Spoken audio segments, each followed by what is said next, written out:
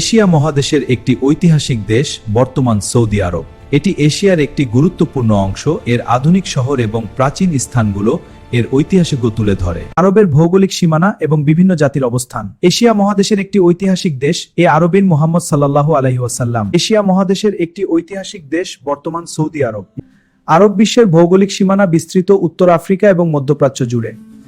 এখানে মিশর, সৌদি আরব, ইরাক এবং সিনো, আলজেরিয়া, তিউনিস, ইয়েমেন এবং মরক্কো উত্তর আরব আমিরাত। আজ আমরা আলোচনা করব আরব উপদ্বীপের ভৌগোলিক অবস্থান ও আন্তর্জাতিক গুরুত্ব সম্পর্কে। চলুন প্রথমে আমরা আরব ভৌগোলিক সীমানা সম্পর্কে জানি। এশিয়া মহাদেশের একটি ঐতিহাসিক দেশ বর্তমান সৌদি আরব। এ আরবেই সর্বশেষ নবী হযরত মুহাম্মদ সাল্লাল্লাহু আলাইহি ওয়াসাল্লাম জন্মগ্রহণ করেন। মহানবী সাল্লাল্লাহু আলাইহি ওয়াসাল্লামের জীবন পূর্ণভাবে বুঝতে হলে প্রাচীন আরবের অবস্থা জানা প্রয়োজন।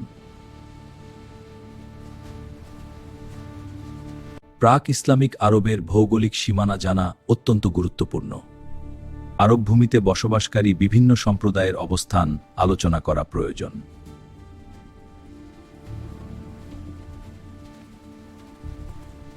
আমাদের সামাজিক ও রাজনৈতিক ব্যবস্থা শক্তিশালী করতে হবে। হ্যাঁ, একমত। গোত্রগুলোর মধ্যে ঐক্য দরকার, কিন্তু কিভাবে এটা আলোচনার মাধ্যমে ধৈর্য সহকারে। বিভিন্ন ধর্মবিশ্বাস, সংস্কৃতি ও আচার আচরণ সম্পর্কেও জানা প্রয়োজন।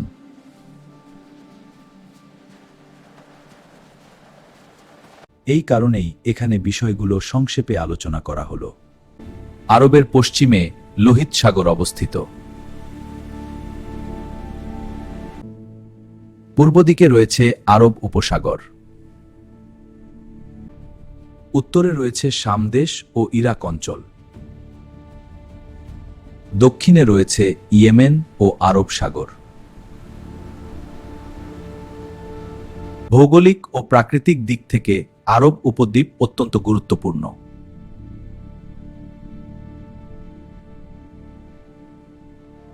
চারদিকে বালুকাময় মরুভূমির দ্বারা এই উপদ্বীপ পরিবেষ্টিত। এই কারণে এটি এক প্রাকৃতিক দুর্গে পরিণত হয়েছিল। বিদেশি শক্তির পক্ষে এই অঞ্চলে প্রভাব বিস্তার করা ছিল অত্যন্ত কঠিন।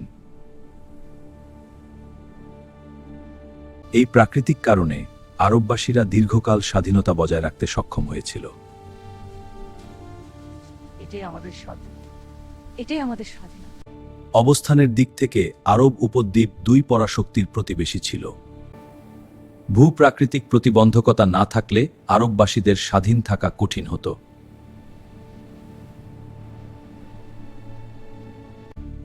ভৌগোলিকভাবে আরব উপদ্বীপ প্রাচীন বিশ্বের মধ্যভাগে অবস্থিত ছিল।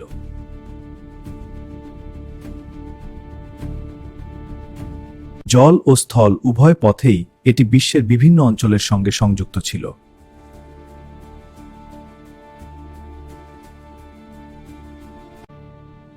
উত্তর পশ্চিম সীমান্ত ছিল আফ্রিকায় যাওয়ার প্রবেশপথ। উত্তর পূর্ব সীমান্ত ছিল ইউরোপে যাওয়ার পথ। পূর্ব সীমান্ত ছিল ইরান ও মধ্য এশিয়া হয়ে দূর প্রাচ্যে যাওয়ার ফটক।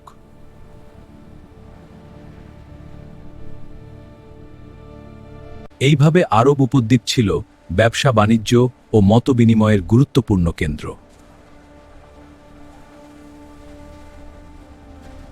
আরব উপদ্বীপের এই অবস্থান তাকে প্রাচীন বিশ্বের একটি কৌশলগত কেন্দ্র হিসেবে গড়ে তোলে। পূর্ব ও পশ্চিমের বাণিজ্য কাফেলা এই অঞ্চল অতিক্রম করত।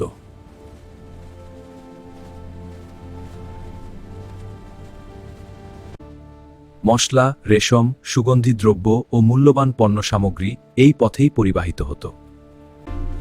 আমার মশলা দেখুন, এর স্বাদ অনন্য। হ্যাঁ, গন্ধই বলে দিচ্ছে। রেশমের বিনিময় কতটা দিবেন? 1 রোল রেশমে 2 মুঠো। এটা ভালো বিনিময়। চলুন সবাই মিলে আলোচনা করি। আরবের ভৌগোলিক বিচ্ছিন্নতা একদিকে যেমন তাকে সুরক্ষিত রেখেছিল, অন্যদিকে তাকে স্বতন্ত্র বৈশিষ্ট্য প্রদান করেছিল। এই স্বতন্ত্র আরব জাতির চরিত্র ও জীবনযাত্রায় বিশেষ প্রভাব ফেলেছিল।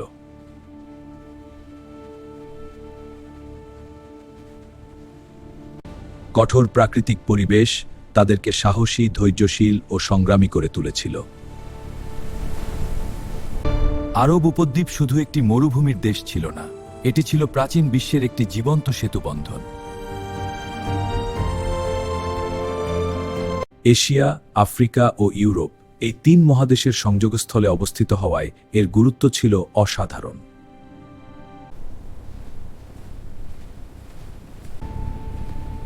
মক্কা ও আশপাশের অঞ্চল ধীরে ধীরে বাণিজ্যিক কেন্দ্র হিসেবে গড়ে ওঠে।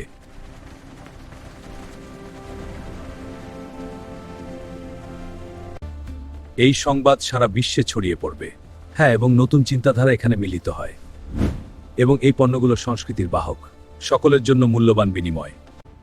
যদিও চারদিকে ছিল মরুভূমি, তবুও এই অঞ্চল কখনো বিশ্বের বাইরে ছিল না।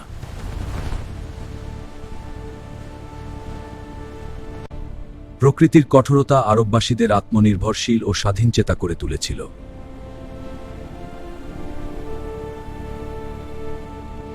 এই ভৌগোলিক বৈশিষ্ট্যই পরবর্তীকালে আরব ভূমিকে ইতিহাসের এক গুরুত্বপূর্ণ অধ্যায়ে পরিণত করে। আরব উপদ্বীপ ভৌগোলিকভাবে কয়েকটি প্রধান অঞ্চলে বিভক্ত ছিল। পশ্চিমাংশে অবস্থিত হিজাজ অঞ্চল ছিল ধর্মীয় ও বাণিজ্যিক দিক থেকে গুরুত্বপূর্ণ।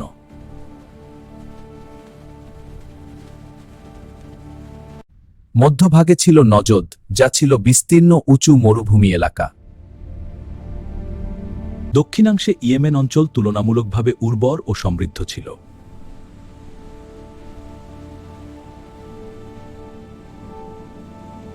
কঠিন মরুপরিবেশে জীবনযাপন ছিল সংগ্রামময়।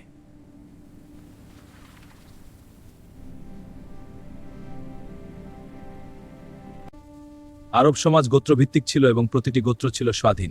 হ্যাঁ, প্রতিটি গোত্রের নিজস্ব নিয়ম ও নেতা ছিল। এই স্বাধীনতা আমাদের শক্তির উৎস এবং আমাদের রক্ষা করবে। মক্কা নগরী এবং কাবা ছিল আরবদের ধর্মীয় কেন্দ্র।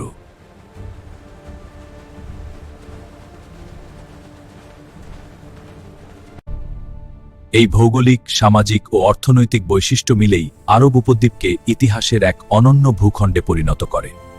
সাবস্ক্রাইব।